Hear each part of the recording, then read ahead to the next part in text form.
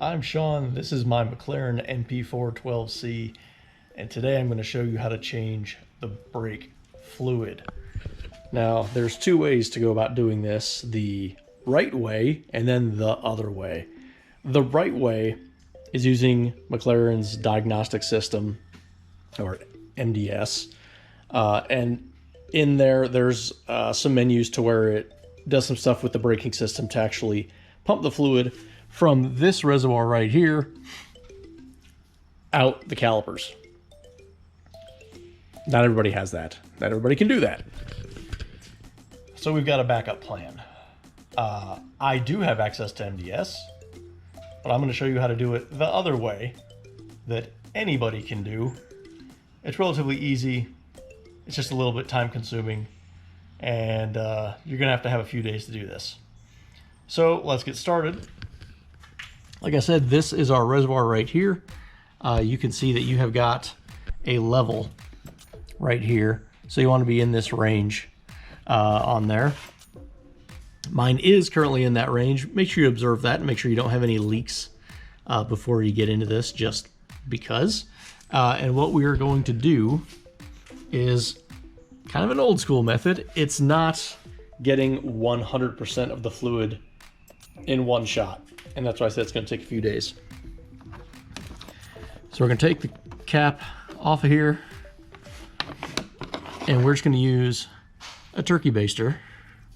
We're going to suck as much fluid as we possibly can out of here, and then we're going to replenish it. Now you want to make sure you don't get any brake fluid either putting it in or taking it out on any paint, particularly because it'll eat paint. So we want to make sure we definitely do not do that. I've got another container that we can dump this in, but you see there's a kind of a deep amber tone there, which is not what we are after.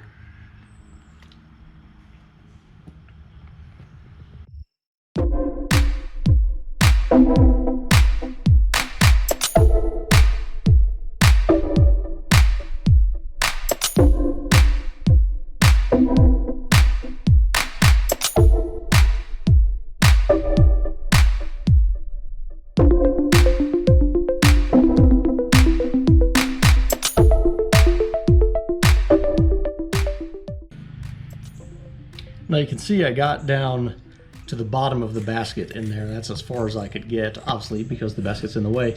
I wouldn't recommend trying to get that out. May cause more problems than it solves. That is as much fluid as I'm going to take out for right now.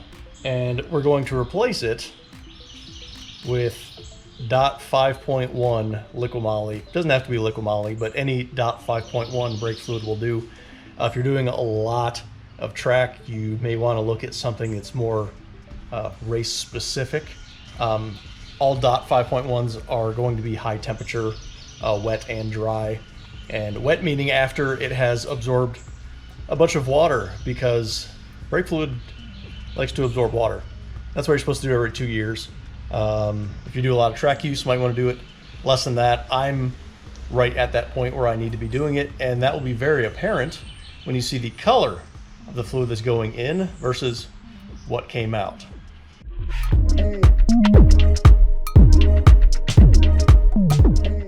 I like to do a nice slow pour to make sure we don't get any bubbles in the system, because that's bad.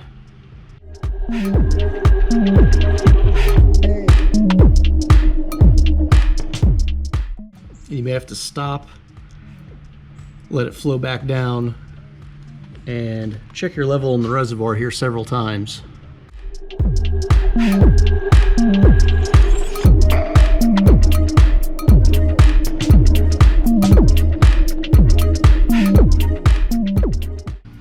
Now I've just used one entire container, which is 8.4 fluid ounces or 250 milliliters, and I'm right about where the level needs to be, kind of in the middle between min and max. And this is where the days part comes in. Every time you hit the brakes, that fluid is compressing and decompressing. And that's why you don't want air in the system, because air is a little bit different on the compression than fluid. Fluid doesn't really compress, air does. So that's another reason why you want to make sure you don't have any air in the system when you're filling it. Like, don't just dump it all in there and wait for it to bubble and that kind of thing. So there's that. But we obviously didn't change it through the bottom of the reservoir and all the way through all the lines. But as we're using the brakes, all of that fluid is going to mix. So I've got autocross tonight. That's about a 53-mile drive to get there, another 53 miles back, plus all of autocross. So I should get a nice good mix there. I'm gonna come back tomorrow, look at all that fluid, and you saw how it went in very, very clear, and what came out was pretty brown. So I'm going to see how that mixed up, and more than likely it's going to be darker than it is now. I'm going to pull all the fluid that's in the reservoir back out, replenish it again, and that should be pretty close to a full flush, or at the very least much, much better. So I meant to go to autocross and then come back and do like 120 miles or so, and what I actually did now 2 weeks later, instead of the next day, I've actually gone about 400 miles. So we're gonna see what the fluid coming out looks like after 400 miles of driving. Some of that is track, some of that is spirited driving, some of that is highway. So we're gonna pull that fluid out, see what kind of mix we got, should be good and mixed by now, and then exchange that with fresh fluid as well.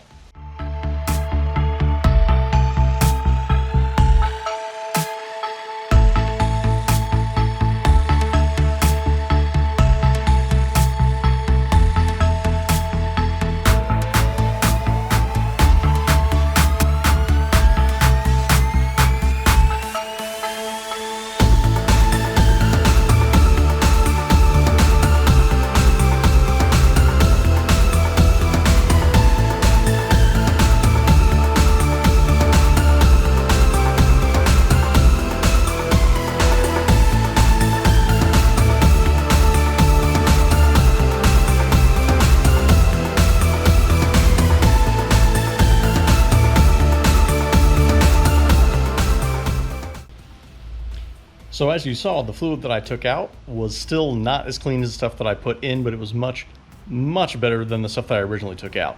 This brake fluid was way overdue to be replaced, and you can tell by the color, it was very, very brown versus closer to clear. So in that driving cycle, we got more of the bad stuff out, replaced more of the good stuff. So we should be good to go without requiring MDS or even cracking open any lines at the calipers, anything like that. This is something you can do yourself. It's relatively easy, but it is time consuming. Like I said, I drove 400 miles in between those.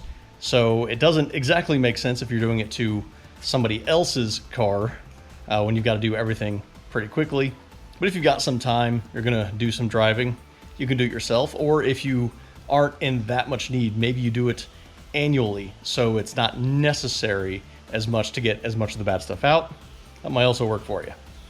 In using this method, I did use all 500 milliliters, and it is filled to the max level, extracting pretty much everything that I could at the level that you can pull out from the container.